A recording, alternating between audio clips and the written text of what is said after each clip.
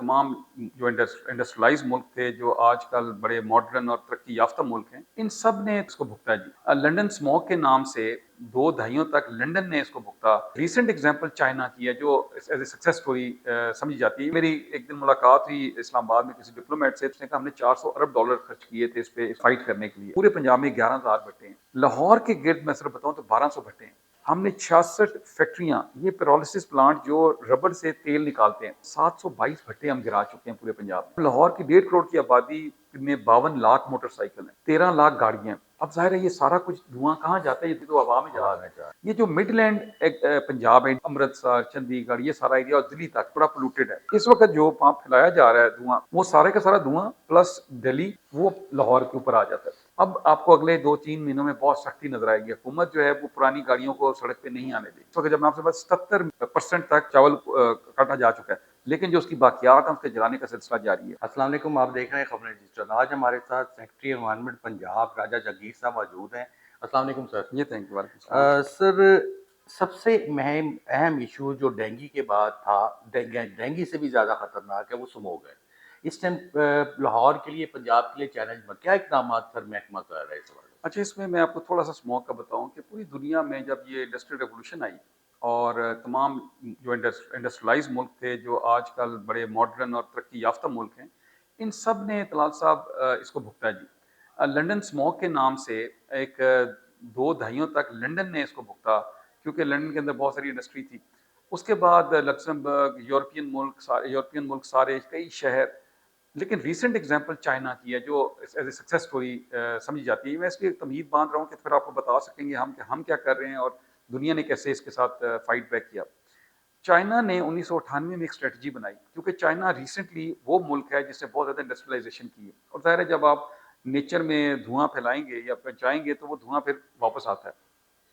और आपको मैं यहाँ पे मिसाल भी दे दूँ कि 2008 के बीजिंग ओलंपिक्स में इतना धुआं था बीजिंग में और पूरे चाइना में कि उनको फिर चाइना बंद करना पड़ा, पूरे का पूरा फैक्ट्रियाँ, गाड़ियाँ, और फिर वो जहाँ जाके कहीं उन्होंने जाके इसको वो ओलंपिक्स करवा सके।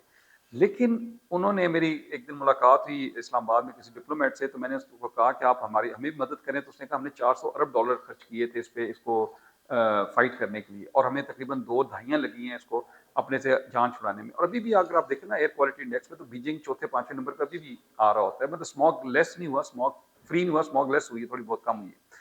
लेकिन ये कोई वो उस तरह की बात नहीं है कि हम इससे लड़ नहीं सकते। हुकूमत ने, मैं थोड़ा सा कंपैरिजन दे दूं कि पिछले दौर में ये होता था तलाल साहब के, अक्टूबर, नवंबर, दिसंबर, जनवरी में ये धुंध के साथ ये बहुत ज़्यादा स्मॉग नज़र आती है। तो हुकूमत उस वक़्त इदारा जो था, ख़ास तौर पे एनवायरनमेंट डिपार्टमेंट, ये एक्टिव हो जाता था, आप हमारे मीडिया एक्टिव हो जाता था, लोग समझ लेते थे। जो जनवरी में जो ही ख़त्म होती थी, लोग अपने-अपने कामों में फिर एक मसरूफ़। अवेयरनेस आ जाती थी। अवेयरनेस, लेकिन जनवरी में भी लोग ख़त्म कर देते थे कि out of sight out of mind, ख़त्म होगी, आगे चलें। लेकिन इस दफ़ा हुकूमत ने मार्च में, नई हुकूमत आई, इन्होंने मार्च में टेक ओवर किया, और फिर इन्होंने अप्रैल में एक होल ऑफ गवर्नमेंट अप्रोच की। इसमें जैसे भी आपने बड़ा अच्छा मेंशन किया डेंगू का, कि जिस तरह डेंगू में तमाम महकमा जात को रोल दिया गया कि हर महकमा, मैं उस वक्त, मुझे याद है कि मैं लोकल गवर्नमेंट में था 2012-13 में, तो हमें ये दिया गया ग्रेव यार्ड्स, ये कब्रिस्तान हमारे जिम्मे थे लोकल गवर्नमेंट डिपार्टमेंट के, कि ये आपने सारे ग्रेव यार्ड ठीक करने हैं, उसके अंदर सफाई करानी है, पानी ना खड़ा हो, ये ना हो। और किसी महकमे के पास जंक यार्ड्स थे, किसी के पास कुछ और। तो हमारे भी इस दफा सीनियर मिनिस्टर जो मरियम औरंगजेब, उन्होंने प्लानिंग एंड डेवलपमेंट डिपार्टमेंट में इसको हाउस किया। Transport, agriculture, energy, local government, traffic police, CTO, ये हमारे सेफ सिटी, हमारे जिले इंतजाम, तमाम इसमें डिपार्टमेंट्स मौजूद हैं। इन तमाम डिपार्टमेंट के साथ बैठ के इनके अहदाफ मुकर्रर किए गए कि आपने क्या काम करना है और इसने कैसे इसको लेके चलना। और ये मैं बात करूँ अप्रैल 2024 की, उस वक्त तक वो अक्सर कहती भी होती हैं कि जब मैंने ये मीटिंग कॉल की, तो आप सब लोगों ने, सेक्रेटरी ने कहा मैडम अभी तो स्मॉग आई नहीं, तो आपने स्मॉग की मीटिंग क्यों ले ली है? तो उन्होंने कहा मैंने इसलिए मीटिंग शुरू अर्ली की थी कि हम अर्ली अपने काम शुरू करें। अच्छा, इसी दौरान जो एनवायरनमेंट प्रोटेक्शन एजेंसी है हमारी, ईपीए, इसकी भी ओवरहॉलिंग साथ शुरू होगी। अभी हमारे पास, मैं आपको आपको अच्छा लगेगा सुन के, कि इससे पहले 12 साल से कोई बाइक, कोई गाड़ी इसकी एनवायरनमेंट के पास नहीं थी। अच्छा, मैं एक दिन ये भट्टों के खिलाफ ऑपरेशन चल रहा था, तो मेरा डीजी और मैं इधर कसूर के पास, बारिश हुई हुई थी, शायद अगस्त का महीना था या जुलाई का। तो हम उधर गए, तो गाड़ी फंस गई उसकी, उसके अंदर कच्चा ट्रैक था, तो ज़ाहिर है गाड़ी, उसकी यारिस कार है, 1200 1300 सीसी। 13 अगस्त। अच्छा, वो फंस गई। अब मैंने उसको कहा कि शुक्र है यार तेरी गाड़ी कच्चे में नहीं फंसी जो रेंज यार खान वाला कच्चे में तुम्हें डाकू ने मार देना था, तो मैं साथ ही था, मैं कि तुम आओ मेरी गाड़ी में, तो हम वापस आ गए कि हमारे पास गाड़ियों की ये सूरत थी कि हमारे पास कोई 4x4 या कोई गाड़ी नहीं थी, ऑपरेशनल व्हीकल ही कोई नहीं था। अब तो काफ़ी गाड़ियाँ खड़ी जी, हुई हैं। Very good. यही मैं कहना चाह रहा था, ये फिर सीनियर मिनिस्टर ने कहा कि आप अपनी कैपेसिटी बिल्ड करें, आपने लोगों को जाके कच्चे एरिया में जाना है, इंडस्ट्रियल एरिया में जाना है, आपने भट्टों के पास जाना है, आपने और काम करने हैं।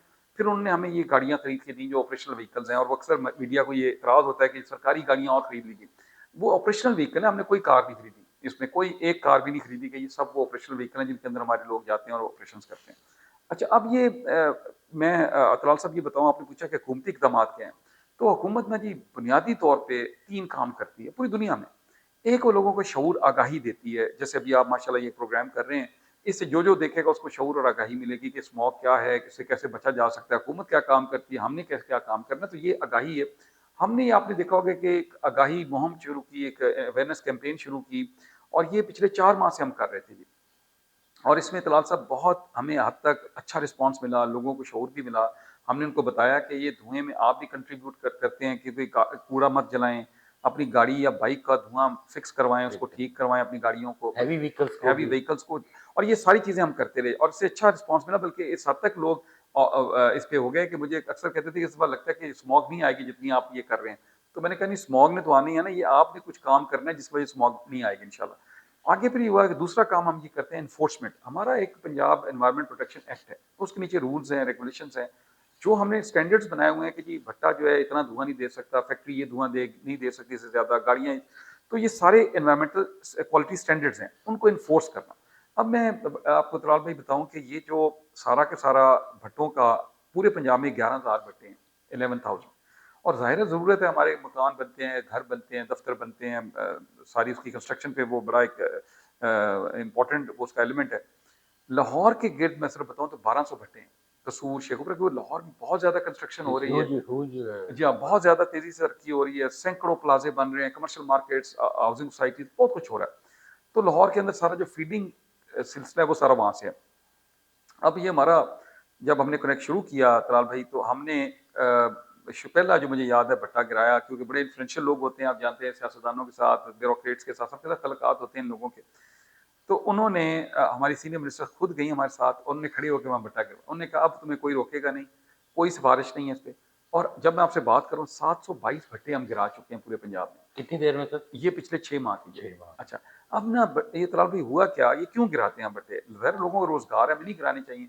ये वो हैं जो पिछले 3-3, 4-4 साल से हमारे नोटिस, फाइन, सील करने के बावजूद वो 2 काम करते हैं।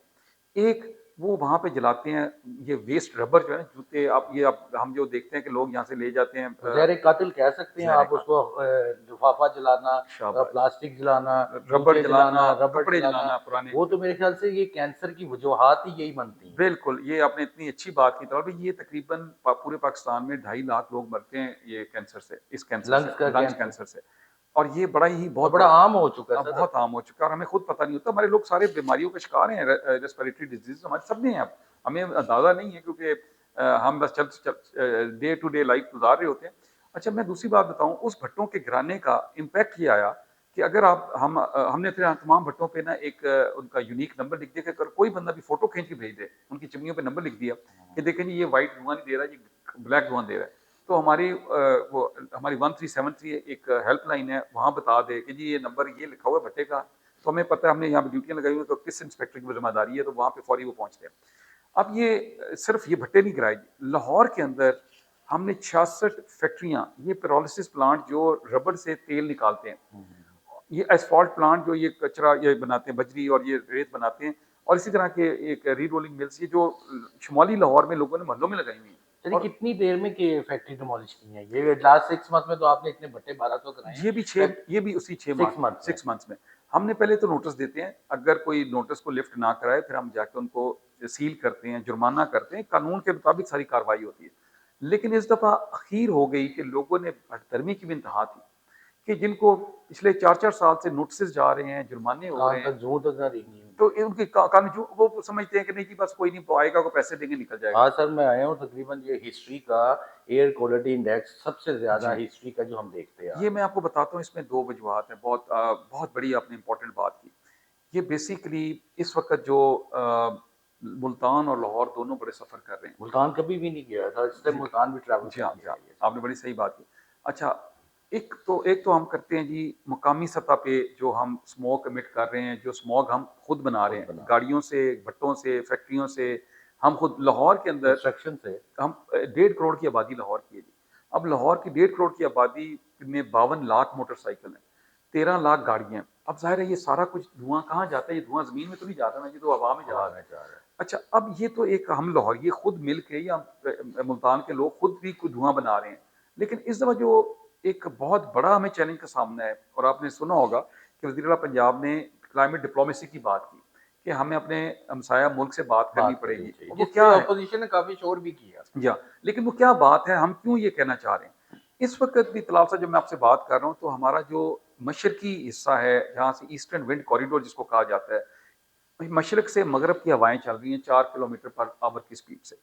ये जो मिडलैंड पंजाब है, इंडियन पंजाब की बात कर रहा हूँ, अमृतसर, चंडीगढ़, ये सारा एरिया और दिल्ली तक, ये सारा जो है ना ये बड़ा पोल्यूटेड है। और ये इसलिए भी पोल्यूटेड है, उसकी वजूहत हैं कि वहाँ का जो काश्तकार है वो भी वही काम कर रहा है जो मेरा बाकी काश्तकार कर रहा है। बिल्कुल का अच्छा, वहाँ पे भी वही एग्री प्रैक्टिसेस हैं, वहाँ पे भी जो यहाँ वही पे हैं। जो यहाँ पे है, वही क्रॉपिंग पैटर्न है जो यहाँ पे है, वही माइंडसेट है जो यहाँ पे है।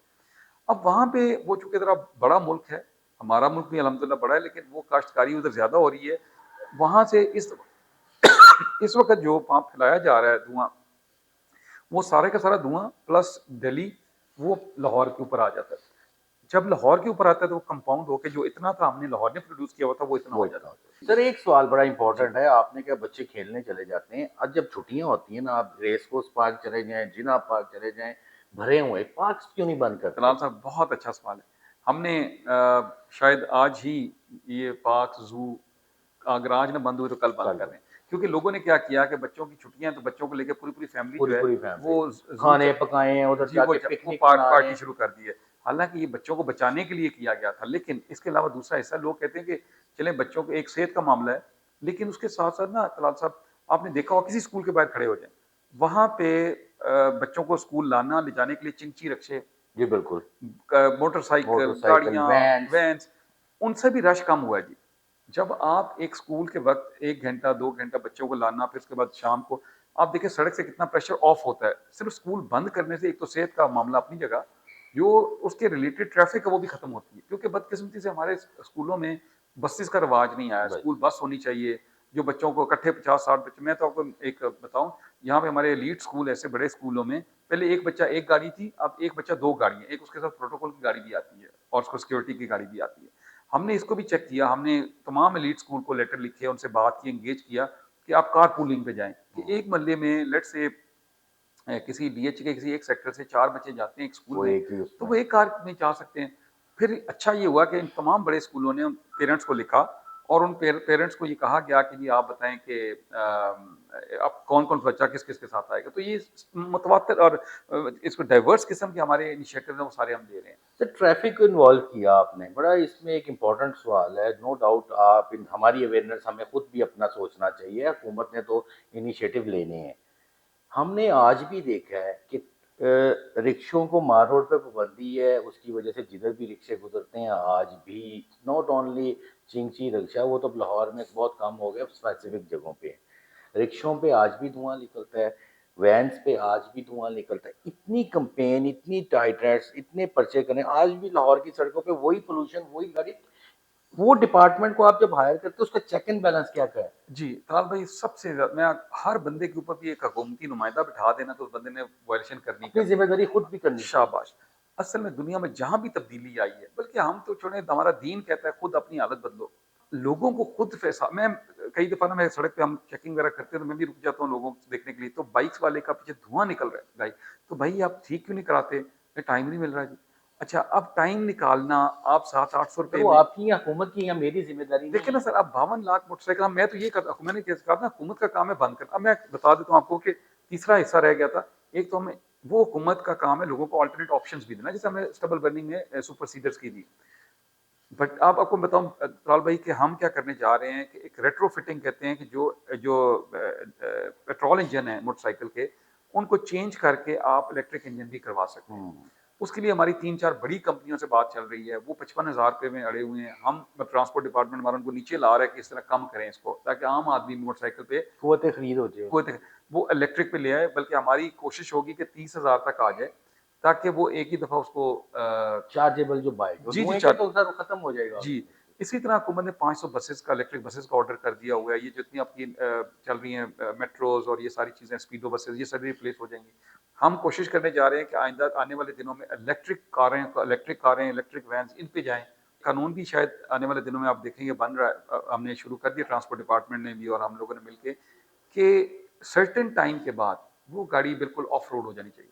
हुँ। देखिए हमारे पास बीच जैसे में बाहर की कंट्री में होता है कि आप वो रोड पे गाड़ी नहीं नहीं लेके ला आ सकते। पुरानी टेक्नोलॉजी है, धुआँ देती है, उसके अपने मसाइल हैं। वो मिसाल के तौर 10 साल बाद पुरानी गाड़ी जो है या पब्लिक ट्रांसपोर्ट ख़ास तौर पे, उसको 10 साल के बाद नहीं होना चाहिए।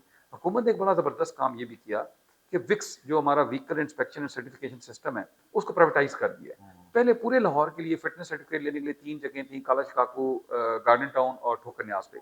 अब प्राइवेट वर्कशॉप जैसे बाहर के मुल्कों में कि आप कहीं से भी करा के अपना फिटनेस सर्टिफिकेट ले सकते हैं और मैंडेटरी है।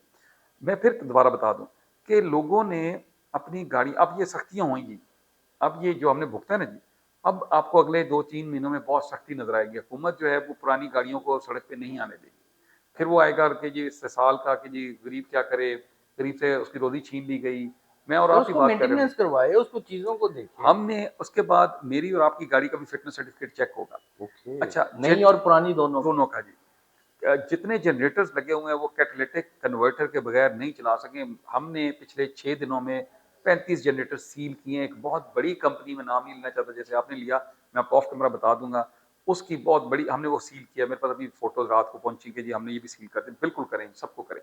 जो जनरेटर धुआं दे रहा है उसके अंदर एक कैटालिटिक कन्वर्टर लगता है, वो लगाएं, उसको धुआं नहीं देता। दुआ नहीं देता। बाइक्स, हम जो बाइक मैन्युफैक्चरर्स हैं उनके पास जा रहे हैं कि जो भी मैन्युफैक्चरर कैटालिटिक कन्वर्टर नहीं लगाएगा अपनी बाइक में, जो बेच रहा है, हम उसको नहीं बिकने देंगे पंजाब में। ये सारी चीज़ें, क्योंकि मैंने जैसे कहा कि हमने इसको शुरू किया है अप्रैल से। अब ये लंबी जंग है। हमने इसीलिए अपना जो कंट्रोल रूम को वॉर रूम कहा है।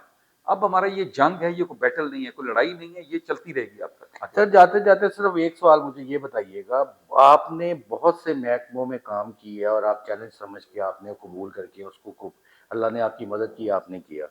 मुझे ये बताइएगा जिस तरह एक डेंगू फेज़ के बाद आके आज भी डेंगू ख़त्म नहीं हुआ, आ जाता है। आइंदा कब पाकिस्तानी अवाम उम्मीद या पंजाब की अवाम रखे कि ये जो स्मोक है, ये आने वाले कब तक ये जो अगर हुकूमत को अभी 4 साल, साढ़े 4 साल पड़े हुए हैं या 4 साल पड़े हैं, कितनी देर में या ये कम हो जाएगी या क्या नाम है बिल्कुल खत्म हो जाएगी? नहीं, इंशाल्लाह जी। मैं कल भी किसी चैनल पे था तो उन्होंने मुझे ये कहा कि हमें कोई डेट दें, तो मैंने उनको भी बताया, अगर जिस तरह मैंने आपसे बातें की हैं, ये इक़दामात ले लिए गए और शहरियों ने हमारे साथ तावन किया, तो ये बहुत दूर नहीं है। हम दुनिया से पहले इंशाल्लाह इससे निकल आएँगे। 8 से 10 साल लग सकते हैं मुकम्मल तौर पे निकलने में। तो ये अल्लाह खैर करेगा। फिलहाल भाई हम जब अगली दफ़ा मिल रहे होंगे तो इंशाल्लाह आप अच्छी खबरें सुन रहे होंगे। जी सर, बहुत शुक्रिया सर आपका वक़्त देने का। Thank thank you very you. Much.